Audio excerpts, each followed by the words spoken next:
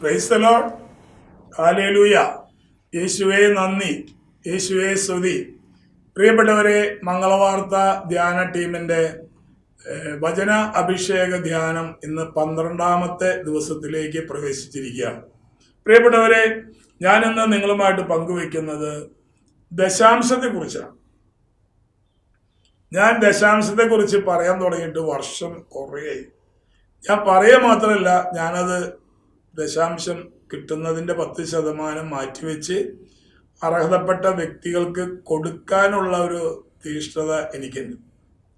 അങ്ങനെ പ്രവർത്തിക്കാൻ തുടങ്ങിയപ്പോഴാണ് എൻ്റെ ജീവിതത്തിൽ സാമ്പത്തിക മേഖലകൾ തമ്പരം പടിപടിയായിട്ട് കുറേശ്ശെ ഇങ്ങനെ ഉയർത്തിക്കൊണ്ടുവന്നത്. Praise the Lord.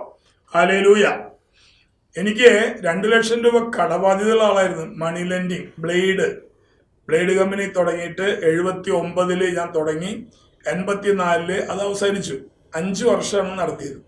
ആ 84 അവസാനിക്കുമ്പോൾ ഏതാണ്ട് 2 ലക്ഷം രൂപ എനിക്ക് കടബാധ്യതയുണ്ട്. കടം വന്നിരുന്നില്ല. പണം കൈപ്പറ്റിയവർ തിരിച്ച് തന്നിരുന്നുവെങ്കിൽ എനിക്ക് കടബാധ്യത ഉണ്ടാവില്ല, ഞാൻ ഈ ശുശ്രൂഷയിൽ വരുമായിരുന്നില്ല.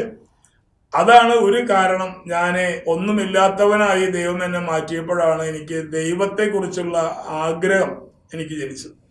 അപ്പോൾ ഞാൻ ദശാംശം കൊടുക്കാനായിട്ട് എനിക്കറിയില്ല, എൻ്റെ കയ്യിൽ ഇല്ല. എനിക്ക് കിട്ടിയാലേ എനിക്ക് കൊടുക്കാൻ പറ്റില്ല, എനിക്ക് കിട്ടുന്നില്ല, കൊടുക്കാൻ പറ്റണമില്ല, എന്താണെന്ന് പോലും എനിക്കറിയില്ല.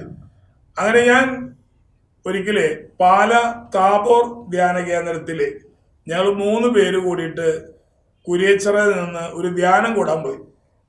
അപ്പോൾ ഈ ദശാംശത്തെ കുറിച്ചൊന്നും എനിക്ക് അറിവില്ലായിരുന്നു. സ്വാശ്രകാഴ്ചയിടുന്ന ഞാൻ കേട്ടിട്ടുള്ളൂ, ഞാൻ കൊടുക്കാറ് അതിന് മാത്രമേ ഉള്ളൂ. പിന്നെ പള്ളിയുടെ വല്ല ആവശ്യങ്ങൾക്ക് കൊടുക്കും, വല്ലൊരു പെരു വന്ന കയ്യിലുണ്ടെങ്കിൽ ഉള്ളത് വെച്ച് കൊടുക്കും, അത്രയൊക്കെ ഉള്ളൂ.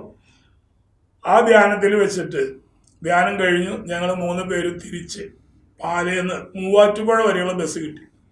മൂവാറ്റുപുഴ ഇറങ്ങിയിട്ട് ഞങ്ങൾ ട്രാൻസ്പോർട്ട് സ്റ്റാൻഡിലേക്ക് നടക്കുന്ന സമയത്ത് ഞങ്ങൾക്ക് 3 പേർക്കും ഒരുപോലെ ഒരു ആഗ്രഹം. ഒരു ഹോട്ടൽ കണ്ടപ്പോൾ ഇറച്ചിയും പൊറോട്ടയും ചായയും കുടിക്കാനുള്ള ഒരു ആഗ്രഹം. അപ്പോൾ എനിക്ക് ഫർണിച്ചർ കട ഉണ്ട് ആ സമയത്ത്, മറ്റൊരുക്ക് അതൊന്നുമില്ല, ഒരു പാവപ്പെട്ടവരാണ്. അങ്ങനെ ഞങ്ങൾ 3 പേരും കൂടി ഒരു ഹോട്ടലിൽ കയറി. 4 പേര് ഇരിക്കുന്ന ചെറിയൊരു ടേബിൾ. അപ്പോൾ 2 പേര് ഫ്രണ്ടിൽ ഇപ്പുറത്തിരിക്കുക, 2 ആൾക്ക്.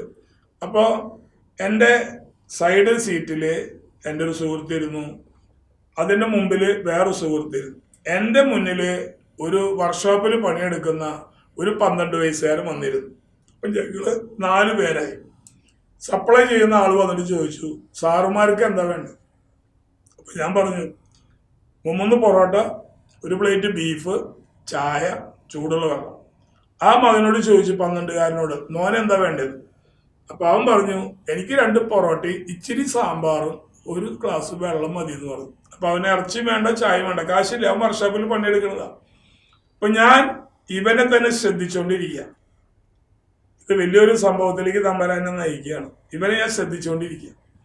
എൻ്റെ മകൻ്റെ പ്രായമുള്ള മകനാണ് മുന്നിൽ. എൻ്റെ മകൻ സ്കൂളിൽ പഠിക്കുക, ഇവൻ വർക്ക്ഷോപ്പിൽ പണിയെടുക്കും.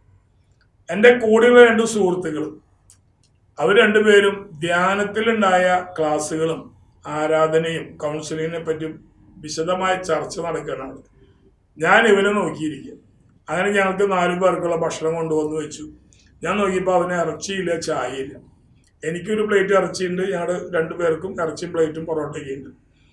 അപ്പം ഇവൻ വരുമ്പോഴേക്കും അത് സാമ്പാർ ഒഴിച്ച് കഴിക്കാൻ തുടങ്ങി. ചെറിയൊരു കാര്യമാണ്, പക്ഷെ അത് വലിയൊരു ശുശ്രൂഷയിലേക്ക് തമ്പരാൻ നയിച്ചു എന്നുള്ളതാണ്. അപ്പം ഞാൻ ഇവനോട് ചോദിച്ചു, ഞാൻ ധ്യാനം കൂടി വരില്ലേ, നന്മ പ്രവൃത്തികൾ ചെയ്യണം എന്നല്ലേ പറയുന്നത്? ഞാൻ ഈ മകനോട് ചോദിച്ചു, മോനെ ചേട്ടൻ കുറച്ച് ഇറച്ചി തരട്ടെ എന്ന് ചോദിച്ചു. ഇത്രയും ചോദിച്ചോളൂ, ഒരു ഇറച്ചിക്കഥയാണത്. അപ്പൊ എൻ്റെ ധാരണ, ഞങ്ങൾ തൃശ്ശൂർക്കാരല്ലേ, എൻ്റെ ധാരണ എന്ന് പറഞ്ഞു കഴിഞ്ഞാൽ ഇങ്ങനെയാണ്. അങ്ങനെ ആരെങ്കിലും ചോദിച്ചാൽ പറ്റിയെങ്കിൽ ഒരു പ്ലേറ്റ് തായി ചേട്ടാന്ന് പറയണ ആരാണ് തൃശ്ശൂർക്കാര്, ഞാൻ ഉൾപ്പെടെ. ഈ മകൻ പറഞ്ഞ വാക്ക് അങ്ങനെയല്ല. അവൻ അങ്ങനെ പറയും, അത്ര അറിവൊന്നായിട്ടില്ലോ, അങ്ങനെ പറയുന്നതെന്ന് വിചാരിച്ച്. അവൻ പറഞ്ഞ വാക്ക്, ചേട്ടൻ പൈസ കൊടുത്ത് മേടിച്ചതല്ലേ, ചേട്ടൻ കഴിച്ചോ, എനിക്കിത് മതിയെന്ന്. അവനുള്ള പൊറോട്ടയും സാമ്പാറും മതിയെന്ന്. അവ അത് പറഞ്ഞ ഉടനെ എനിക്കൊരു വചനം കർത്താവ് ഓർമ്മ, ഉള്ളത് കൊണ്ട് തൃപ്തിപ്പെടുന്നവനാണ് യഥാർത്ഥ ക്രിസ്ത്യാനി. Price the Lord. കരങ്ങൾ പറ, ഹല്ലേലൂയ. ഉള്ളത് കൊണ്ട് തൃപ്തി അടയുന്നവനാണ് യഥാർത്ഥ ക്രിസ്ത്യാനി. ഞാൻ അവന്റെ പേര് ചോദിച്ചിട്ടില്ല, അവന്റെ ജാതി ചോദിച്ചിട്ടില്ല, അവൻ പറഞ്ഞ വാക്കിൽ നിന്ന് എനിക്ക് മനസ്സിലായി ആ അസല് ക്രിസ്ത്യാനിയാന്ന് എനിക്ക് മനസ്സിലായി. ചേട്ടൻ കാശ് കൊടുത്ത് കഴിച്ചല്ലേ, ചേട്ടൻ കഴിച്ചോന്ന് പറഞ്ഞപ്പോ അവന് വേണ്ടാന്ന്. അപ്പോ എനിക്ക് അവനോട് കൂടുതൽ സ്നേഹം തോന്നി. അപ്പൊ ഞാൻ എൻ്റെ ഇറച്ചിപ്പാത്രം, ഇതൊന്നും ഇവര് കാണുന്നില്ല കേട്ടാ, എൻ്റെ ഇറച്ചിപ്പാത്രം എടുത്തിട്ട് നടുക്കിലൊരു വെട്ടിയിട്ട് പകുതി അവന്റെ പൊറോട്ട പാത്രത്തിൽ ഇട്ടു. അപ്പൊ അവൻ തടഞ്ഞു. പക്ഷെ അവന്റെ വിരലിന്റെ ഉള്ളിൽ കൂടെയൊക്കെ ഇറച്ചി പീസ് അതിൽ വീണു. അവൻ അത് കഴിക്കാൻ തുടങ്ങുന്നു. അവൻ പൊറോട്ട മുക്കി ഒരു പീസ് ഇറച്ചി മുക്കിയിട്ട് കഴിക്കുമ്പോൾ അവൻ എൻ്റെ മുഖത്തേക്ക് ഒന്ന് നോക്കും. എൻ്റെ സഹോദരങ്ങളെ, കോടി രൂപ കിട്ടിയ സന്തോഷമാണ്, അതിനേക്കാൾ സന്തോഷമാണ് എനിക്ക് ആ സമയത്ത്. ഇത് പരിശുദ്ധാത്മാവിന്റെ പ്രവൃത്തിയാണ്. അവൻ ഒരു പീസ് പൊറോട്ടയും ഒരു പീസ് ഇറച്ചി മുക്കി കഴിക്കുമ്പോൾ ഓരോ തവണ എൻ്റെ മുഖത്തേക്ക് ഒന്ന് പുഞ്ചിരിക്കും. ഞാനത് നോക്കിയിരിക്കുക. കുറച്ച് കഴിഞ്ഞപ്പോൾ ഞാൻ പറഞ്ഞു എൻ്റെ കൂടെയുള്ളവരോട്, നിങ്ങളെന്താ കഴിക്കാതിരിക്കണേ, നമ്മൾ മൂവാറ്റുപുഴയിലാണ്, തൃശ്ശൂരല്ല, വേഗം കഴിക്കാൻ പറഞ്ഞു. അപ്പോ നേരെ മുന്നിലിരിക്കുന്ന ഒരു സഹോദരൻ, അവൻ ഒരു പീസ് ഇറച്ചി വായിലിട്ടു. അപ്പൊ അവന് നമ്മുടെ പ്രഷർ കുക്കറിൽ നിന്ന് എയർ പോണ പോലെ അയ്യോ സഹിക്കാൻ പറ്റില്ല, ഭയങ്കര എരുവെന്ന് പറഞ്ഞിട്ട് ആ ഇറച്ചി പാത്രം എടുത്തിട്ട് എൻ്റെ പൊറോട്ട പാത്രത്തിൽ തട്ടുകയാണ് ആ സെക്കൻഡ്. ഇപ്പൊ ഞാൻ കൊടുത്തത് പകുതി, എൻ്റെ കൂട്ടുകാരൻ ഒരു പ്ലേറ്റിൽ നിന്ന് ഒരു പീസ് ഇറച്ചി എടുത്തിട്ട് എൻ്റെ പൊറോട്ട പാത്രത്തിലേക്ക് ഇടുക. അപ്പോ ശരിക്കും നമുക്ക് സന്തോഷം ഉണ്ടാവണ്ടേ? ഞാൻ സന്തോഷിക്കുകയല്ലേ ചെയ്ത്, ഞാൻ പൊട്ടിക്കരഞ്ഞു പോയി അവിടെ ദൈവത്തിന്റെ ഇടപെടൽ കണ്ടിട്ട്. അതായത് എന്നെ കൊണ്ട് ദശാംശം കൊടുപ്പിക്കുന്ന ഒരു ക്ലാസ് അന്ന് തൃശ്ശൂർ രൂപതയിൽ ഒരാളും എടുത്തിരുന്നില്ല. 90-ല് ഞാന് ആ സംഭവത്തിന് ശേഷമാണ് അനേക ആയിരങ്ങള് ഇന്ന് ദശാംശം കൊടുക്കുന്നവരുണ്ട്. എൻ്റെ ക്ലാസ് കേട്ടും പിന്നീട് വേറെ ആൾക്കാരെ ക്ലാസ്സും കേട്ടും പലരും ഇപ്പോൾ വിഷയങ്ങൾ എടുക്കുന്നുണ്ട്. അപ്പോ ആരംഭത്തില് ധ്യാനം ഞാൻ കൂടി 90-ലാണ് ഞാൻ ധ്യാനം കൂടണത്. അന്നൊന്നും വലിയ വചനപ്രഘോഷകരൊന്നും അധികമില്ല. ഉള്ളവരൊക്കെ ഭൂരിഭാഗം മരിച്ചുപോയി ആ സമയത്ത് വിളിക്കപ്പെട്ട ആൾക്കാർ. അപ്പോൾ ഞാൻ ആ ഇറച്ചിക്കറി എൻ്റെ പ്ലേറ്റിലിട്ടപ്പോൾ ഞാൻ അവിടെ പെട്ടെന്ന് ദൈവത്തിന്റെ സ്നേഹം കൊണ്ട് ഞാൻ നിറയാണ്. ഞാൻ കരഞ്ഞു പോയി, ഉറക്കെ കരഞ്ഞു. അപ്പൊ ഇവര് ചോദിക്കുക എന്തേന്ന്. മാത്രല്ല കാഷ്യർ വന്നു, സപ്ലയർ വന്നു, 2-3 ചായ കുടിച്ചായിരിക്കുന്ന അവരെ എനിക്ക് വന്ന് സാറേ എന്തേന്ന് ചോദിച്ചു. ഞാൻ പറഞ്ഞു ഒന്നുമില്ല. ഈ കുട്ടി പേടിച്ചു. അങ്ങനെ ഇവരത് കണ്ടിട്ടില്ലല്ലോ. അപ്പൊ ഞാൻ പിന്നെ അവരോട് ഇപ്പൊ പറയാൻ പോയില്ല. വചനം പറയാണ്, കൊടുക്കുവിൻ നിങ്ങൾക്ക് കിട്ടും, അമർത്തി കുലുക്കി നിറച്ചളന്ന് കർത്താവ് നിന്റെ പൊറോട്ട പാത്രത്തിൽ ഇട്ട് തരും. ഹല്ലേലൂയ. യേശുവേ നന്ദി, യേശുവേ നന്ദി. നീ കൊടുക്കാൻ തയ്യാറായാൽ നിനക്ക് തിരികെ കിട്ടും എന്നാണ് വിശുദ്ധ ഗ്രന്ഥം നമ്മെ പഠിപ്പിക്കുന്നത്. ലൂക്ക 6:38. ലൂക്കയുടെ സുവിശേഷത്തിലെ 6-ാമത്തെ അധ്യായം 38-ാമത്തെ വാക്യം പറയാണ്, കൊടുക്കുവിൻ നിങ്ങൾക്ക് കിട്ടും. എങ്ങനെ കിട്ടുമെന്ന് പറഞ്ഞേ? അമർത്തി കുലുക്കി നിറച്ചളന്ന് അവർ നിങ്ങളുടെ മടിയിലിട്ട് തരും. നിങ്ങൾ അളക്കുന്ന അളവ് കൊണ്ട് തന്നെ നിങ്ങൾക്ക് അളന്ന് കിട്ടുകയും ചെയ്യും. ഹല്ലേലൂയ. ഞാൻ 1/2 പ്ലേറ്റ് ഇറച്ചിയെ കൊടുത്തത്, പക്ഷെ തമ്പുരാൻ 1 പ്ലേറ്റ് എനിക്ക് പിറ്റേ ദിവസമല്ല, ആ സ്പോട്ടിൽ തന്നെ എനിക്ക് 1 പ്ലേറ്റ് ഇറച്ചി കിട്ടി. അങ്ങനെ എനിക്ക് മനസ്സിലായി, കൊടുത്താൽ നമ്മൾ പറയാറുണ്ട് കൊല്ലത്തും കിട്ടുന്നു, കൊടുത്താൽ തിരിച്ചു കിട്ടുമെന്നുള്ള കാര്യം യാതൊരു സംശയമില്ലാതെ കർത്താവ് എൻ്റെ മനസ്സിൽ ഉറപ്പിച്ചു തരികയാണ്. പ്രിയപ്പെട്ടവരെ, ദശാംശം കൊടുക്കാൻ തയ്യാറായപ്പോൾ ഒത്തിരി അനുഗ്രഹങ്ങൾ കൊടുക്കുന്ന വ്യക്തികൾക്ക് ഉണ്ടായിട്ടുണ്ട്. ഒരിക്കല് എൻ്റെ അടുക്കല് ഒരു KSRTC ഡ്രൈവർ എന്നെ കാണാൻ വന്നിരുന്നു. അയാൾക്ക് 3 പെൺമക്കളാണ്. ആ 3 പെൺമക്കളുടെ മൂത്ത 2 പേരുടെ കല്യാണം നടക്കണില്ല. അപ്പോൾ അയാളുടെ ഭാര്യ കൂടെയില്ല. അത് ഒരു തെറ്റിന്റെ പേരിൽ അങ്ങനെ ഭാര്യ ആളെ വിട്ടു പോയിരിക്കുകയാണ്. അപ്പൊ ഇയാള് 3 പെൺമക്കളെ വളർത്തി പഠിപ്പിച്ച് കൊണ്ടുവരികയാണ്. അപ്പൊ ഈ ചേട്ടന് 1 ഏക്കർ ഭൂമി, വളരെ മൊട്ടക്കുന്നെന്ന് പറയാം, ഒരു അനുഭവമില്ലാത്ത പ്ലെയിൻ കാലി സ്ഥലം, ഉയർന്നൊരു സ്ഥലം, 1 ഏക്കർ വിൽക്കാനുണ്ട്.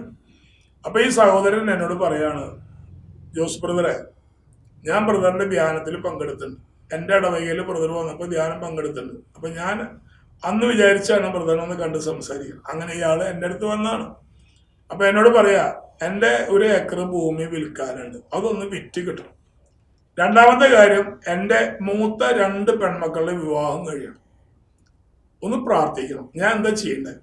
അപ്പൊ ഞാൻ അവളോട് പറഞ്ഞേ, ചേട്ടൻ വേറെ ഒന്നും ചെയ്യണ്ട, ചേട്ടന്റെ ഭൂമി ചേട്ടൻ ഉണ്ടാക്കിയതല്ലല്ലോ, മറ്റാരോ അവരെ കയ്യിൽ നിന്ന് ചേട്ടൻ വാങ്ങിച്ചാണ് പൈസ കൊടുത്തിട്ട്. അപ്പൊ ഒരു കാര്യം ചെയ്യും, ചേട്ടന്റെ പെൺമക്കളുടെ വിവാഹം കഴിയാനായിട്ട് ഞാൻ പ്രാർത്ഥിക്കാം, അതോടൊപ്പം ചേട്ടന്റെ 1 ഏക്കർ ഭൂമി വിറ്റ് പോകാനും ഞാൻ പ്രാർത്ഥിക്കാം. പക്ഷെ ചേട്ടൻ ഒരു കാര്യം ചെയ്യണം, ഭൂമി വിറ്റാൽ അതിന്റെ 10% മാറ്റിവെക്കണം. 100 രൂപയ്ക്ക് 10 രൂപ. അപ്പോ 1,00,000-ന് 10,000 രൂപ ചേട്ടൻ മാറ്റിവെക്കണം.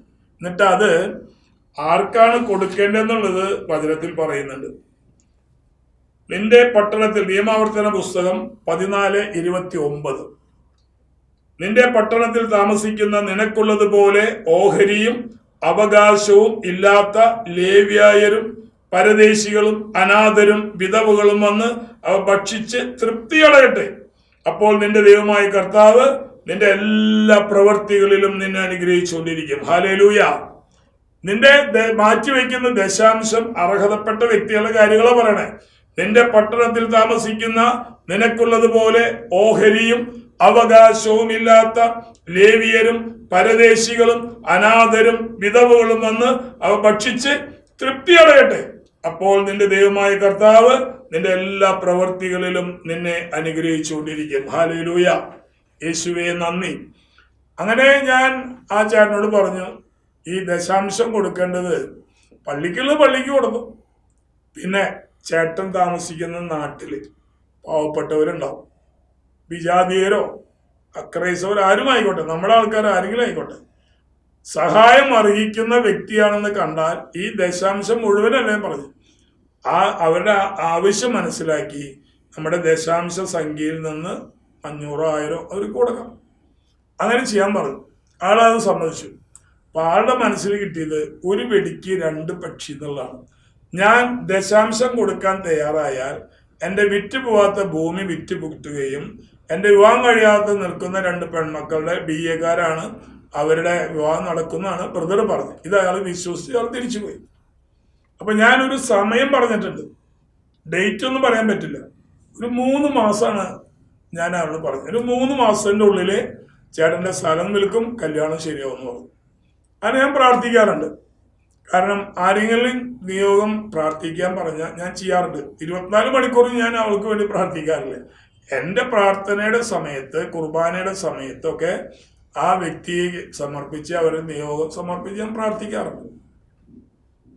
1 മാസം കഴിഞ്ഞപ്പോൾ ഈ ചേട്ടൻ കഷത്ത് ഒരു പാക്കറ്റുമായിട്ട് തിരക്കിൽ എൻ്റെ അടുത്തേക്ക് ഓടി വന്നു. അപ്പോൾ ഞാൻ ചോദിച്ചു, എന്താ പറ്റിയേ? അപ്പോൾ ആള് പറയാ, ജോസ് ബ്രദർ എൻ്റെ മോളുടെ കല്യാണമായിട്ടാ. അപ്പൊ എൻ്റെ കാര്യം ഒരാളുടെ ഉണ്ടാവുള്ളൂ എന്ന് ഞാൻ കരുതിയത്. പക്ഷെ കല്യാണക്കുറി നോക്കിയപ്പോൾ 2 പേരുടെയും കല്യാണം തീരുമാനിച്ചിരിക്കുകയാണ്. Praise the Lord. അപ്പൊ ഞാൻ ചോദിച്ചു, എന്താ ഈ സ്ഥല വിൽപ്പന നടന്നാ? ബ്രദർ 3 മാസമല്ലേ പറഞ്ഞേ? 1 മാസം. ആ സ്ഥലം വിറ്റ ആഴ്ചയിലാണ് എൻ്റെ 2 മക്കളുടെ കല്യാണം തീരുമാനമായത്. Price the Lord. അപ്പോ ആ സ്ഥലം വിറ്റു. ചാവക്കാട് നിന്നൊരു മുസ്ലിം വന്നിട്ട് എൻ്റെ ഭൂമി മേടിച്ചു. അപ്പോൾ ഞാൻ അതിൻ്റെ ദശാംശം മാറ്റി വെച്ചിട്ട് അത് ഞങ്ങളുടെ സൗത്ത് ഇന്ത്യൻ ബാങ്കിലുള്ള ഒരു SB അക്കൗണ്ടിൽ ഇട്ടതിൻ്റെ പാസ്ബുക്ക് കൊണ്ടുവന്നു. ഇത് ഞാൻ എന്താ ചെയ്യേണ്ടതെന്ന് വെച്ചാൽ, അപ്പോഴാണ് ഞാൻ ഈ വചനം പറഞ്ഞു കൊടുത്തത്. നിന്റെ നാട്ടിലുള്ള അനാഥരും വിധവകളും പരദേശികളും വന്ന് ദശാംശം ഭക്ഷിച്ച് തൃപ്തിയടയട്ടെ. അപ്പോൾ സ്വർഗത്തിലുള്ള ദൈവം നിങ്ങളുടെ എല്ലാ പ്രവൃത്തികളിലും നിങ്ങളെ അനുഗ്രഹിച്ചുകൊണ്ടിരിക്കുന്നു പറഞ്ഞു കൊടുത്തു. അപ്പൊ ഞാൻ എൻ്റെ നാട്ടിലുള്ളവർക്ക് കൊടുത്താൽ മതി. അങ്ങനെ ചെയ്യേ. അപ്പൊ എനിക്ക് തരണമെന്ന് ഞാൻ പറഞ്ഞില്ല. തന്ന ഞാൻ മേടിക്കണ്ട, ഞാൻ ചോദിക്കൊന്നുമില്ല. അയാൾ പറയുന്ന ഒരു 1000 രൂപ ജോസ് ബ്രദർ വെച്ചോന്ന് പറഞ്ഞാൽ ഞാൻ വാങ്ങിക്കും. ഞാൻ അത്ര വലിയ കോടീശ്വരനൊന്നല്ല, സാധാരണ മനുഷ്യൻ. പക്ഷെ അയാളെ എനിക്ക് തന്നില്ല. എനിക്ക് സങ്കടമൊന്നുമില്ല. അയാളോട് അപ്പൊ കല്യാണത്തിന് വരണം, മക്കളെ അനുഗ്രഹിച്ച് പ്രാർത്ഥിക്കണം എന്ന് പറഞ്ഞ് അങ്ങനെ ഞാൻ കല്യാണത്തിന് പോയി. അവരെ കെട്ടാൻ കൊണ്ടുപോകുന്ന സമയത്തിന് മുമ്പ് ഞാൻ ചെന്നു, അവരെ തലയിൽ കൈവച്ച് പ്രാർത്ഥിച്ചിട്ടാണ് അവർ വിട്ടത്. അപ്പോ ദശാംശം കൊടുക്കാൻ തയ്യാറായാൽ എന്താ ഗുണം എന്നറിയാം. ആ ഭൂമിയുടെ മേലുള്ള ആരുടെയെങ്കിലും കണ്ണുനീര്, അല്ലെങ്കിൽ നമ്മൾ ആ ഭൂമി എങ്ങനെയൊക്കെയോ നമ്മുടെ കയ്യിൽ വന്നതെന്നും നമുക്ക് പറയാൻ പറ്റില്ല. നമ്മുടെ കാരണന്മാര് ഏത് രീതിയിലാണ് തട്ടിപ്പിലും മത്തയിലോ ഏത് തരത്തിലാണോ, നേരായ മാർഗത്തിലൂടെയാണോ ചതിയിലൂടെയാണോ അന്യായ പണം സമ്പാദിച്ച പണം കൊണ്ടാണോ, പൈസ കൊണ്ടാണോ, മറ്റുള്ളവരെ പറ്റിച്ച പണം കൊണ്ടാണോ എന്നൊന്നും നമുക്ക് പറയാൻ പറ്റില്ല. അപ്പൊ ആരുടെയെങ്കിലും കണ്ണുനീര് അരിമയുണ്ടെങ്കിൽ അതിന്റെ കച്ചവടം നടക്കില്ല. അപ്പൊ അത് വിൽക്കാൻ നമ്മൾ മനസ്സുകൊണ്ട് തീരുമാനിച്ചാൽ അതിന്റെ 10% നമ്മൾ മാറ്റിവെക്കണം, കൃത്യമായിട്ട് മാറ്റിവെക്കണം. അത് നമ്മൾ അർഹതപ്പെട്ട പള്ളിക്കുള്ളത് പള്ളിക്ക്, പാവപ്പെട്ടവർക്കുള്ളത് പാവപ്പെട്ടവർക്ക് കൊടുത്തിരിക്കണം. എന്നെ പലരും വിളിക്കാറുണ്ട്, എന്റെ ധ്യാനത്തിൽ പങ്കെടുത്ത പല ആൾക്കാരും വിളിക്കാറുണ്ട്, ജോസ് ബ്രദറെ എൻ്റെ 1 ഏക്കർ ഭൂമി വിൽക്കാണ്ട്. അങ്ങനെ പിന്നെ അവർ വിളിയാവും. ഞാൻ എവിടെ പോയാലും ഈ ഫോണിൽ 2, 3, 4 വട്ടം പ്രാർത്ഥിച്ചോളോ ജപ്തി നോട്ടീസ് വന്നിട്ടുണ്ട്, അങ്ങനെ പ്രാർത്ഥിച്ചോളോ എന്നിട്ട് അങ്ങനെ ഒത്തിരി പേര് വിളിക്കും. പക്ഷേ പ്രാർത്ഥിച്ചിട്ട് ആ സ്ഥലം ചിലപ്പോൾ കച്ചവടമായി ഉണ്ടാവും, പിന്നെ അവർ വിളിക്കില്ല. അങ്ങനെ ഒരു ഗുണം നമ്മുടെ മനുഷ്യർക്ക്. അവരെ കാര്യം നടന്നു കഴിഞ്ഞാൽ പിന്നെ ജോസ് ബ്രദർ അല്ല, ഒരു അച്ഛനും വേണ്ട, ഒരു കപ്പ്യാരും വേണ്ട, ആരും വേണ്ട, പിന്നെ അവർ വിളിക്കില്ല. കാരണം വിളിക്കാത്തതിന്റെ കാരണം എന്താ, ഇനി വിളിച്ചു കഴിഞ്ഞാൽ ആൾക്ക് വരും കൊടുക്കേണ്ടി വരും എന്നുള്ളതാണ് അടുത്ത പ്രശ്നം.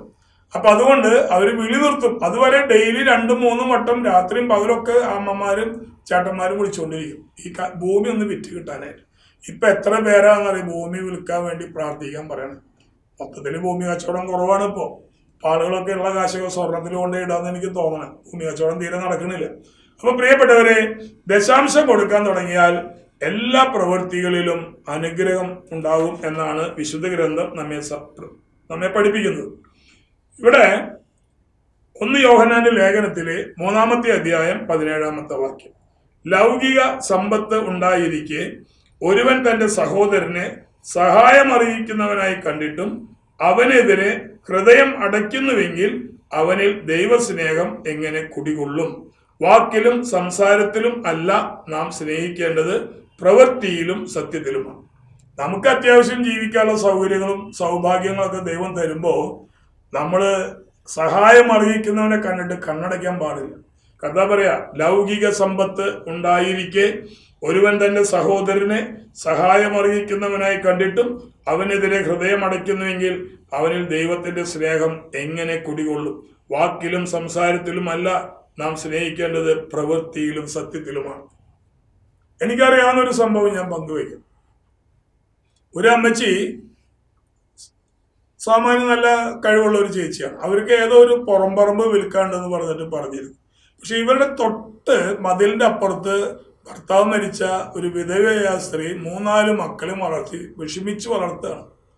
തൊട്ട വീട് ഹൈ ലെവലുള്ള ഒരു പണക്കാരന്റെ വീട്, ഈ വീട് ഒരു ദരിദ്രവാസിയുടെ വീട്, ഒരു കുടില്. അതില് അവര് 4 കുട്ടികളും അമ്മയ്ക്കായിട്ട് ജീവിക്കുകയാണ്. അപ്പൊ അവിടുത്തെ അമ്മച്ചി ഭയങ്കര പ്രാർത്ഥനക്കാരിയാണ്. ഏതമ്മച്ചി? കാശികാരന്റെ വീട്ടിലത്തെ അമ്മച്ചി. അപ്പൊ അമ്മച്ചി ഏതോ ഒരു ധ്യാന കേന്ദ്രത്തിൽ പോയിട്ട് അവിടുത്തെ ഡയറക്ടർ അച്ഛനോട് പറഞ്ഞേ, എനിക്കൊരു ഏക്കർ ഭൂമി വിൽക്കാണ്ട്, അത് വിൽക്കുകയാണെങ്കിൽ ഞാൻ ഇത്ര ലക്ഷം രൂപ ഇവിടെ തരാമെന്ന് പറഞ്ഞു. അപ്പൊ അച്ഛൻ പറഞ്ഞു പ്രാർത്ഥിക്കാം. അത് പിന്നെ നമ്മളോട് പ്രാർത്ഥിക്കാൻ പറഞ്ഞാൽ പ്രാർത്ഥിക്കാന്ന് പറയും. അങ്ങനെ പ്രിയപ്പെട്ടവരെ, ആ സ്ഥലം എങ്ങനെയോ കച്ചവടം നടന്നു. ഈ തൊട്ടടുത്ത് മതിലിന്റെ അപ്പുറത്ത് താമസിക്കുന്ന കുടുംബത്തിലേക്ക് 10 രൂപ കൊടുക്കാതെ, 10 പൈസ കൊടുക്കാതെ ധ്യാന കേന്ദ്രം വളർത്താൻ വേണ്ടി അവിടെ കൊണ്ടുകൊടുക്കുന്നതിൽ ഒരു അഭിപ്രായമില്ല. ഒരു ദൈവം അവരെ പ്രസാദിക്കില്ല. ഒരു ദൈവം പ്രസാദിക്കില്ല. കാണപ്പെടുന്ന സഹോദരനെ സ്നേഹിക്കാൻ കഴിയാത്ത മനുഷ്യന് കാണപ്പെടാത്ത ദൈവത്തെ സ്നേഹിക്കാൻ കഴിയില്ല. പ്രിയപ്പെട്ടവരെ, തൊട്ട് മതിലിന്റെ അപ്പുറത്ത് പട്ടിണി ദാരിദ്ര്യമായിട്ട് ഒരു അമ്മ 4 മക്കളെ വളർത്താൻ വേണ്ടി കഷ്ടപ്പെടുമ്പോ ആ മതിലിന്റെ അപ്പുറത്തുള്ള കോടീശ്വരൻ, പണക്കാരൻ, അയാളുടെ സ്ഥലം വിറ്റ് കഴിഞ്ഞപ്പോൾ എത്രയോ ലക്ഷം രൂപ ആ ധ്യാന കേന്ദ്രത്തിൽ കൊണ്ടുകൊടുത്തു. ഇവർക്ക് 10 പൈസ കൊടുത്തില്ല എന്നാണ് ഞാൻ മനസ്സിലാക്കിയത്. നമ്മൾ കരുതുന്നത് വലിയ വീടുകളൊക്കെ കണ്ടു കഴിഞ്ഞാൽ നമ്മുടെ പേരൊക്കെ കാശുകാരാണ്. ഞാൻ 1991 എനിക്കൊരു തോന്നല്, ക്രിസ്മസിന് ഒരു 3 ചാക്ക് അരി എടുത്തിട്ട് ഒരു 100 പേർക്ക് ഒരു 3 കിലോ അരി കൊണ്ടുകൊടുക്കാം എന്ന് വിചാരിച്ച് ഞാനൊരു കവറിലാക്കി 3 കിലോ അരി ആക്കി ഞാനൊരു പെട്ടിയിൽ വെച്ച് യൂണിറ്റുകളിൽ പറഞ്ഞിട്ടുണ്ടായിരുന്നു. യൂണിറ്റ് പ്രസിഡന്റുമാരോട് പറഞ്ഞിട്ടുണ്ടായിരുന്നു, നിങ്ങളുടെ യൂണിറ്റിൽ പാവപ്പെട്ടവരുണ്ടെങ്കിൽ അവർക്ക് ഇങ്ങനെ 3 കിലോ അരി ക്രിസ്മസിനോടനുബന്ധിച്ച് കൊടുക്കും. ഇപ്പൊ ഒന്നും ബുദ്ധിമുട്ടില്ല, അന്ന് കുറച്ച് പ്രയാസമുള്ള സമയമായിരുന്നു. ഞാനന്ന് അഞ്ചേരിയിലാണ് താമസിച്ചിരുന്നത്. അപ്പോ അങ്ങനെ ഞാനൊരു വീട്ടിൽ ചെല്ലിയാണ്, കുരിയച്ചറ തന്നെ. അപ്പൊ ഒരു ഓല മേഞ്ഞ ഒരു കുടില് പോലത്തെ വീട്ടില് ഞാൻ ചെന്നിട്ട്, മോളെ ഹാപ്പി ക്രിസ്മസ് എന്ന് പറഞ്ഞിട്ട് ഞാൻ ഈ 3 കിലോ അരിയുടെ കിറ്റും ഒരു വചനം അതിലിട്ടുണ്ട്, അത് കൊടുത്തു. അപ്പോൾ ആ സഹോദരി എന്നോട് ചോദിക്കണേ, ജോസേട്ടാ ഒരു കിറ്റ് കൂടി എനിക്ക് തരുമെന്ന്. ഞാൻ പറഞ്ഞു, മോളെ എല്ലാവർക്കും അതിന് 2 കൊടുക്കാനുള്ളതില്ല, കുറേ പേരുണ്ട്. എനിക്കല്ല, ആ മുന്നിലത്തെ ടെറസ് 2 നില വീട്ടിലേക്കാണ്. ഞാൻ അത് കേട്ടപ്പോൾ അതിശയിച്ചു പോയി. പെയിന്റ് അടിക്കാതെ, വർഷങ്ങളായിട്ട് പെയിന്റ് അടിക്കാതെ ഒരു പഴയ ടെറസ് വീട്. അപ്പോൾ ഞാൻ പറഞ്ഞേ, അവർ മേടിക്കുമോ നമ്മുടെ കയ്യിൽ നിന്ന്? നീ പോയിട്ടൊന്ന് ചോദിക്കേ. നമ്മൾ കൊണ്ടുവന്നിട്ട് നമ്മളെ വഴക്ക് പറഞ്ഞ് ഇറക്കി വേണ്ടിയിട്ട് നല്ലത് നീ പോയിട്ട് ചോദിക്കാൻ പറഞ്ഞു. ഞാൻ ചോദിക്കാന്നും പറഞ്ഞിട്ട് ഇവിടെ ഒറ്റ ഓട്ടാണ്. അതേ സ്പീഡിൽ തിരിച്ചു വന്ന. അപ്പം എൻ്റെ നേരം അവർ വഴക്ക് പറഞ്ഞിട്ടുണ്ടാവുന്ന, ജോസേട്ടാ മേടിക്കാന്നാ പറഞ്ഞിരുന്നത്.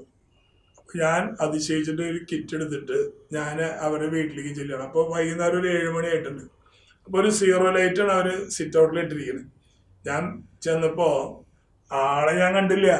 വാതിലുള്ള കൂടെ ഒരു പച്ച ബ്ലൗസ് ഇട്ട കൈ ഇങ്ങോട്ട് വന്നു പുറത്തേക്ക്.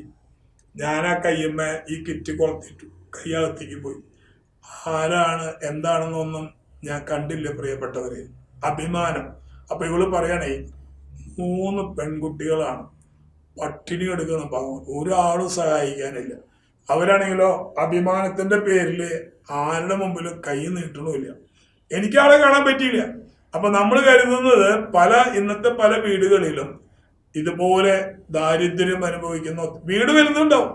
വിൽക്കാനും പറ്റില്ല, വല്ലവർക്കും പണയൊക്കെ ആയിരിക്കും, ബാങ്കിന് ലോണൊക്കെ ആയിരിക്കും.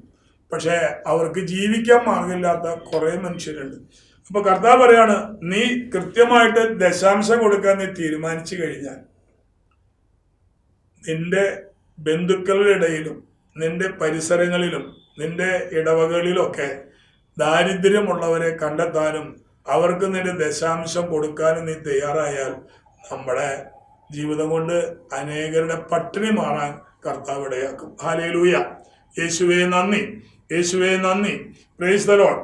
പ്രിയപ്പെട്ടവരെ, നമ്മളെ ഈ സമരിയക്കാരന്റെ ഒരു ഉപമ ഈശോ പഠിപ്പിക്കുന്നുണ്ട്. ലൂക്കായുടെ സുവിശേഷത്തിലെ 10-ാമത്തെ അധ്യായത്തിലെ 25-ാമത്തെ വാക്യം. ആ സമരിയക്കാരൻ, അയാള് യഹൂദരുടെ ശത്രുവാണ് സമരിയക്കാരൻ. സമരിയക്കാരിയെ കുറിച്ച് ബൈബിളിൽ പഠിപ്പിക്കുന്നുണ്ട്, നല്ല ഒരു ഭാഗമാണ്.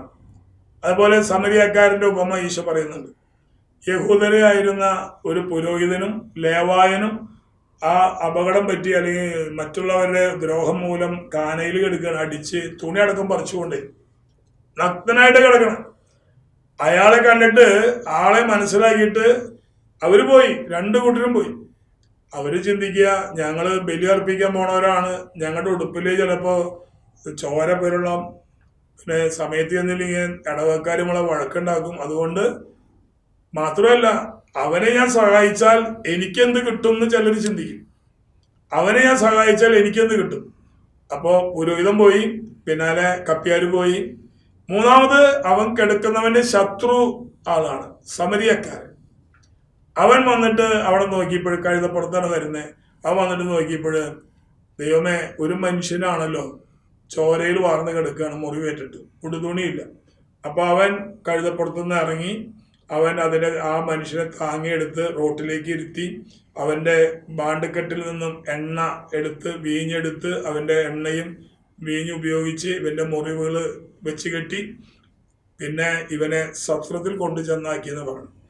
ഞാൻ ചിന്തിക്കാറുണ്ട്, കാറിലാണെങ്കിൽ നമുക്ക് ഒരാളെ കെടുത്തി കൊണ്ടുപോകും, ഈ കഴുതപ്പുറത്ത് എങ്ങനെ ഈ ബോധമില്ലാതെ കിടക്കുന്ന ആളെ കൊണ്ടുപോകുന്നുള്ളതാണ്. അപ്പോഴാണ് ഈശോ എനിക്കൊരു കാര്യം മനസ്സിലാക്കി തന്നത്. കുരിശുമെടുത്ത് ഗാഗുൽത്ത മല കയറുന്ന സമയത്ത് ശിമയോൻ എന്ന് പറയുന്നവൻ ഈ കുരിശെടുക്കാനായിട്ട് പട്ടാളക്കാരെ നിർബന്ധിച്ച് കുരിശ് ശിമയോൻ എടുക്കുന്നുണ്ട്. ശിമയോൻ കുരിശെടുക്കുകയും ആ ഭാരം വഹിക്കുകയും യേശുവിനെ വട്ടം കെട്ടിപ്പിടിച്ച് യേശുവിനെ ഒരു ബലം കൊടുത്ത് അവൻ ആ മല കയറ്റിക്കൊണ്ടു പോകുന്ന ഒരു സംഭവം എൻ്റെ മനസ്സിൽ തോന്നുകയാണ്. ദർശനമല്ല, മനസ്സിൽ തോന്നുകയാണ്. അപ്പൊ അങ്ങനെയാണെങ്കിൽ ഈ സമരിയക്കാരനെ എന്താ ചെയ്തതെന്നറിയോ? ഈ യഹൂദനായ ഈ മുറിവേറ്റ് കിടക്കുന്നവനെ കഴുതപ്പുറത്തിരുത്തി അയാളെ വട്ടം കെട്ടിപ്പിടിച്ച് ഇയാൾ നടന്ന് അടുത്തുള്ളൊരു സത്രത്തിൽ കൊണ്ട് ചെന്നാക്കി. അങ്ങനെ അയാളോട് അവിടെ പറയുന്നുണ്ട്, ഞാൻ ഒരു ധനാറ്, ചിലപ്പോൾ 2 ധനാറ് തരുന്നുണ്ട്, പോരായ്മ വല്ലതും ഉണ്ടെങ്കിൽ ഞാൻ പിന്നീട് തിരിച്ചു വരുമ്പോൾ തന്നുകൊള്ളാന്ന് പറയുന്നുണ്ട്. അപ്പോ ഇങ്ങനൊരു സംഭവം വിശുദ്ധ ഗ്രന്ഥത്തില് നമ്മളെ പഠിപ്പിക്കുന്നുണ്ട് ഈശോ. എൻ്റെ അറിവില് ഒരു ടോമിച്ചൻ ഉണ്ടായിരുന്നു. ആ ടോമിച്ചൻ ഒരു നല്ല പയ്യനാണ്, കല്യാണം കഴിഞ്ഞിട്ടില്ല. അവൻ വലിയ കുഴപ്പത്തിൽ പോണ ആളെന്ന്, 4-5 ഫ്രണ്ട്സ് ഉണ്ട്, കുറച്ച് കൃഷിയുണ്ട്. ആ കൃഷിപ്പണി ചെയ്യുന്ന കഴിഞ്ഞാൽ ചിലപ്പോൾ അവൻ കൂലിപ്പണിക്ക് പോവും. അങ്ങനെയൊക്കെ അവൻ ജീവിച്ചിരുന്നത്, കല്യാണം കഴിഞ്ഞിട്ടില്ല. അപ്പോൾ ആരോ പറഞ്ഞു, മോനെ നീ പോയിട്ടൊരു ധ്യാനം കൂടുമെന്ന് പറഞ്ഞിട്ട് അവൻ ഡിവൈൻ ധ്യാന കേന്ദ്രത്തിൽ പോയി ഒരു ധ്യാനം കൂടി. ധ്യാനം കൂടി കഴിഞ്ഞപ്പോൾ അവൻ്റെ ജീവിതം മൊത്തത്തിൽ മാറി. എൻ്റെ ജീവിതം അങ്ങനെ ഉണ്ടായിരുന്നു. അതുവരെ നമ്മൾ ഈ ലോകത്തിൻ്റെതായിരുന്നു. പിന്നീട് നമ്മൾ ദൈവത്തിന് വേണ്ടി എന്തെങ്കിലുമൊക്കെ ചെയ്യണം, പ്രവർത്തിക്കണം എന്നൊരു ആഗ്രഹം പരിശുദ്ധാത്മാവ് നമുക്ക് തന്നപ്പോഴാണ് ഇങ്ങനെ ഒരു രൂപത്തിലേക്ക് എത്തിയത്. ഇപ്പൊ ടോമിച്ചൻ ധ്യാനം കഴിഞ്ഞു വന്നപ്പോൾ അല്പം മദ്യമൊക്കെ കഴിച്ചിരുന്നു. മദ്യപാനം നിർത്തി. ആ പഴയ ചങ്ങാതികളിൽ നിന്ന് അല്പം ഒന്ന് അകന്നു നിൽക്കാനായിട്ട് അവൻ പരിശ്രമിച്ചു. മാത്രമല്ല, അവൻ ഒരു ചെപ്പ് എടുത്തിട്ട് ആ ചെപ്പിനെ നടുവിൽ തുളച്ച് അവൻ ദശാംശം ഇട്ട് വെക്കാനായിട്ട്, അവിടെ അതിന്റെ ക്ലാസ് ഉണ്ടോയെന്ന് എനിക്കറിയില്ല, മനുഷ്യരോട് ദൈവസ്നേഹം അനുഭവിച്ച മനുഷ്യരെ സ്നേഹിക്കാൻ തുടങ്ങും. ഇതാണ് എൻ്റെ ബോധ്യം. ദൈവസ്നേഹം അനുഭവിക്കാത്ത ഒരു മനുഷ്യർക്ക് മനുഷ്യരെ സ്നേഹിക്കാൻ പറ്റില്ല. അങ്ങനെ ഇവൻ ചെപ്പെടുത്തു വെച്ചു. ഇവനെ കൂലിപ്പണിക്ക് പോകുമ്പോൾ കിട്ടുന്നതിന്റെ 10% അതിലിട്ട് വയ്ക്കും. കായ വിറ്റു, നെല്ല് വിറ്റു, ചേമ്പ് വിറ്റു, ചേന വിറ്റു, പച്ചക്കറി വിറ്റു, അതിന്റെ 10% എടുത്തു വയ്ക്കും. അങ്ങനെ ഇവൻ ദൈവത്തോട് പറയത്രേ, കർത്താവേ, ആ ചെപ്പില് 100-300 രൂപയുണ്ട്, ആർക്കാണ് കൊടുക്കണ്ടേ? അപ്പൊ ആ നാട്ടിലുള്ള ഏതെങ്കിലും വ്യക്തിനെ തമ്പുരാൻ ടോമിച്ചന്റെ അടുത്തേക്ക് അയക്കും. അതിന് ടോമിച്ചനോട് സങ്കടം പറയും. അവൻ ധ്യാനം കൂടി അവന് മാറ്റം വന്നെന്നുള്ള കാര്യം ഗ്രാമപ്രദേശത്തിലെ എല്ലാവർക്കും മനസ്സിലായി, കൂട്ടുകാരിൽ നിന്ന് മനസ്സിലായി. അപ്പൊ സ്മോൾ അടിക്കണില്ല, പുകവലിക്കണില്ല, അപ്പൊ നല്ല മനുഷ്യനാണ്, ഡെയിലി കുർബാനയ്ക്ക് പോകുന്നുണ്ട്, പിന്നെ തൊട്ട് ദശാംശം എടുത്ത് വെച്ച് കൊടുക്കണമെന്നൊക്കെ പറയുന്നുണ്ട്. നമ്മുടെ ആൾക്കാരനെ പറഞ്ഞാൽ അവർക്ക് ഒരു വിവരമില്ല. അങ്ങനെ ഇവൻ ദശാംശം, അവന്റെ ആഗ്രഹം അടുത്ത ക്രിസ്മസിന് ഈ ചെപ്പ് പൊളിച്ചിട്ട് അതിലുള്ള പൈസ മുഴുവനും ഒരു ടർക്കി ടവലിൽ പൊതിഞ്ഞ് അത് ഉണ്ണിയേശുവിന്റെ മുമ്പിൽ അർപ്പിക്കണം എന്നുള്ള ആഗ്രഹമായിരുന്നു അവന്. അന്ന് അതിൽ നിന്ന് കുറേശ്ശെ ആൾക്കാർക്ക്, ചെറുത ആൾക്കാർ കൊടുക്കുന്നുണ്ട്. അങ്ങനെ ക്രിസ്മസ് ആയി, പാതിര കുർബാനയ്ക്ക് പോവണം. അപ്പൊ ഇവന്റെ കൂട്ടുകാരുണ്ട്, ഇവനുണ്ട്. ഇവന്റെ കയ്യിൽ ഒരു ടർക്കി ടവലില് പൈസ എത്രയൊന്നും എണ്ണിയിട്ടൊന്നുമില്ല. ആ പൈസ പൊതിഞ്ഞിട്ട് ഇവൻ കൈ പിടിച്ചിരിക്കുക. അതിന് ഇവര് വർത്താനം പറഞ്ഞ് നടക്കുമ്പോൾ കുറച്ചു ദൂരം പോയപ്പോ ഒരു സ്ത്രീയുടെ നിലവിളി കേൾക്കുകയാണ്. അപ്പൊ കൂടെയുള്ളവർ പറഞ്ഞു, ഉണ്ണി പറഞ്ഞിട്ടൊന്നുമില്ല, അപ്പോഴേക്കും കുടിച്ചിട്ട് അടി തുടങ്ങി എന്ന് പറഞ്ഞു. പക്ഷെ ടോമിച്ചിന് അത് അടി കിട്ടിയിട്ട് കരയുന്ന ഒരു കരച്ചിലായിട്ട് തോന്നിയില്ല. അപ്പൊ അവൻ എന്താ ചെയ്തേ, അവൻ പറഞ്ഞേ, നമുക്കൊന്ന് അവിടെ വരെ പോയി നോക്കാം. ഇത് ഒരു പാവപ്പെട്ട സ്ത്രീയുടെ നിലവിളി പോലെ എനിക്ക് തോന്നുന്നത്. നീ ധ്യാനം കൂടി പോയിട്ട് നിന്റെ സ്വഭാവമൊക്കെ മാറിയെന്ന് പറഞ്ഞിട്ട് ഞങ്ങൾക്ക് വലുത് കുർബാനയെന്ന് പറഞ്ഞിട്ട് അവര് പോയി. നീ വേണമെങ്കിൽ പോവുക, വരിക, കാണാൻ ചെയ്തിട്ട് ഇവനെ തനിച്ചു വിട്ടു. അപ്പൊ ഇവൻ മറ്റൊരു കുർബാനയ്ക്ക് പോയി, പാതിര കുർബാനയാണ്. ഇവൻ നേരെ ഒരു ചെറിയ ഇടവഴി കൂടെ റോട്ടിൽ നിന്ന് താഴേക്ക് ഇറങ്ങി. അപ്പൊ അവിടെ ഒരു ഓല മേഞ്ഞ ചെറിയൊരു വീട്, അതിൽ ചിമ്മിണി വിളക്ക് വെച്ചിട്ട് ഒരു അമ്മ ഒരു 7 വയസ്സായ ഒരു മകളെ മടിയിൽ കിടത്തിയിട്ട് ഉറക്കം നിലവിളിക്കുക. അപ്പൊ അവൻ ചെന്നിട്ട് ചോദിച്ചു, അമ്മച്ചി എന്തിനാ കരയണേ? മോനെ, എൻ്റെ മോൾക്ക് 2 ദിവസമായി നല്ല പനിയാണ്, ഡോക്ടറെ കാണാനായിട്ട് പൈസ ഇല്ല, കൊണ്ടുപോകാനായിട്ട് ഞങ്ങൾക്ക് ആരുമില്ല. അപ്പൊ അവൻ പറഞ്ഞു, അമ്മച്ചി വിഷമിക്കണ്ട, ഞാൻ കുർബാനയ്ക്ക് ഇറങ്ങിയതാണ്, ഞാൻ വണ്ടി വിളിച്ച് വരാന്ന് പറഞ്ഞിട്ട് ഇവൻ പോയി ഒരു ഓട്ടോ വിളിച്ച് വന്ന് ഈ കൊച്ചിനെ എടുത്ത് അമ്മേനെയും കൂട്ടി നേരെ ഒരു ആശുപത്രിയിലേക്ക് പോവാണ്. അപ്പൊ ഇവൻ പള്ളിയിലേക്ക് പോകേണ്ട ആളാണ് കേട്ടോ. കുർബാന അവിടെ തുടങ്ങി. ക്രിസ്ത്യാനികൾക്ക് പിന്നെ കുർബാനയുടെ ടൈം പ്രശ്നമല്ലല്ലോ. നമുക്ക് 6 മണി കുർബാനയ്ക്ക് 5:45 വരും, 5:50 വരും, 6:05 മിനിറ്റുള്ളപ്പോൾ വരും, 6 മണിക്ക് വരും, 6:05 വരും, 6:15 വരും, 6:30 വരും, 6:45 വരും, 7 മണിക്ക് വരുമ്പോൾ കുർബാനയും കഴിയും. അങ്ങനെയൊക്കെയാണ് ഞാൻ കണ്ടിട്ടുണ്ട്. ഒരുവിധമൊക്കെ ഞാനും അങ്ങനെയൊക്കെ തന്നെ ആയിരുന്നു. ഞാൻ വിശുദ്ധനായിട്ട് പറയില്ല. അപ്പോ ഇവൻ നേരെ ഹോസ്പിറ്റലിൽ ചെന്നു. അപ്പൊ അവിടുത്തെ ഡോക്ടർ പറഞ്ഞു 2-3 ദിവസം കൂടെ കിടത്തണം, നല്ല പനിയാണ്. അപ്പോൾ ഇവൻ എന്താ ചെയ്തതെന്നറിയാം, ഈ സമരിയക്കാരനെ സത്രത്തിലാക്കിയിട്ട് പൈസ കൊടുത്തില്ലേ.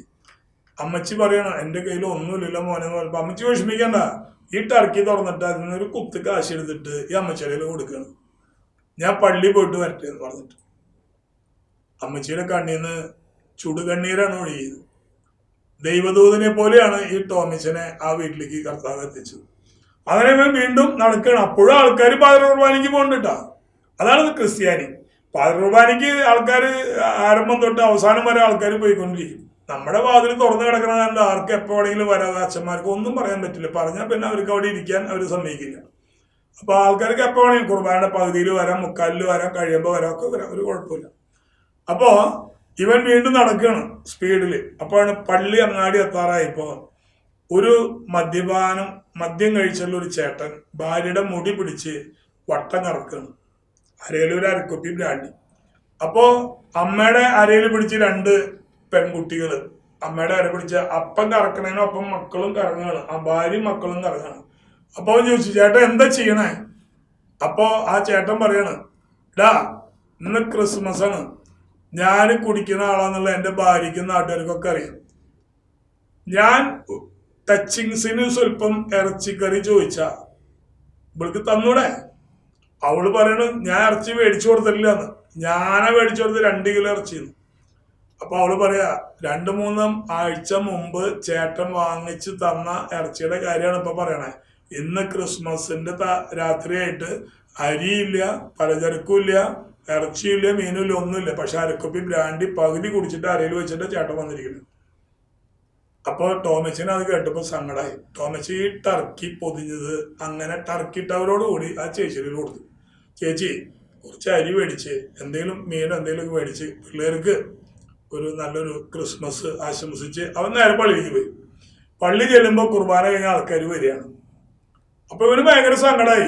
1 വർഷത്തെ ദശാംശം ടോമിച്ചൻ മാറ്റിവെച്ച് ആദ്യമാണ് ജീവിതത്തിൽ ആദ്യമായിട്ട് ഉണ്ണിയേശുവിനെ കൊടുക്കാൻ വേണ്ടി ഇവൻ അത് പൊതിഞ്ഞ് പിടിച്ചു വന്നപ്പോൾ 2 സ്ഥലങ്ങളിൽ ആ ദശാംശം മുഴുവനും കൊടുത്തു കഴിഞ്ഞു.